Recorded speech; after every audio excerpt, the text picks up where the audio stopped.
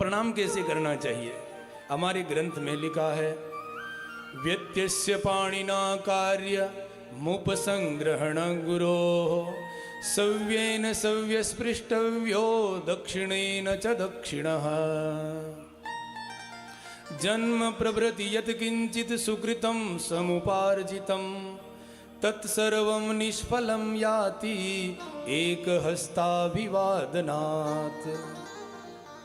भगवान को भी प्रणाम करें और हमारे घर में कोई भी हमसे बड़े आए तो उनको भी प्रणाम करें। तो प्रणाम करना कैसे है? हमारे ग्रंथ में लिखा है कि एक हाथ से कभी प्रणाम नहीं करना चाहिए। क्यों? बोले जन्म प्रभृति यद किंचित सुकृतम समुपार्जितम तत्सर्वम निष्फलम याति। जो भी आपने पुण्य किया तत्सर्वम निष्फलम याति एक हस्ताभिवादनात्। यदि आपने एक हाथ से प्रणाम किया तो आपके पुण्य कम हो जाएंगे। तो बोले दोनों हाथों से प्रणाम करना चाहिए। और दोनों हाथों से कैसे करना चाहिए? बोले सव्ये सव्य स्पृष्टव्यो दक्षिणेन च दक्षिणः।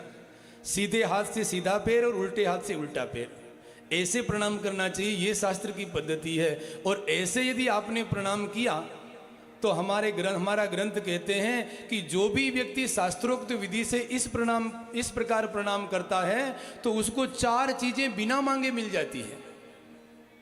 हाँ बिल्कुल ऐसे ही प्रणाम होता है। ये शास्त्र की विधि है। हाँ बिल्कुल ये ऐसे प्रणाम होना चाहिए।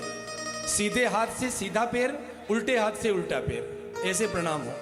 ये पद्धति, ऐसे प्रणाम किया तो 4 चीजें बिना मांगे मिलती है। और एक हाथ से प्रणाम किया तो आपके पुण्य कम हो जाएंगे।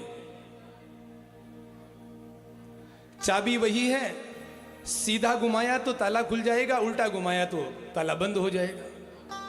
पद्धति से प्रणाम किया तो पुण्य मिलेगा, और गलत और एक हाथ से प्रणाम किया तो जो पुण्य है वो और कम हो जाएगा।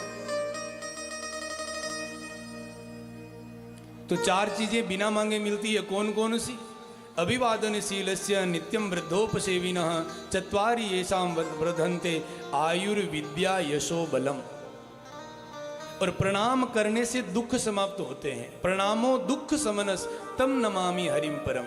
और हमारे महापुरुष कहते हैं कि अपने घर में जो ठाकुर जी विराजमान हैं उनको सेवा पूजा करने के बाद रोज कम से कम 11 बार दंडवत प्रणाम करना चाहिए।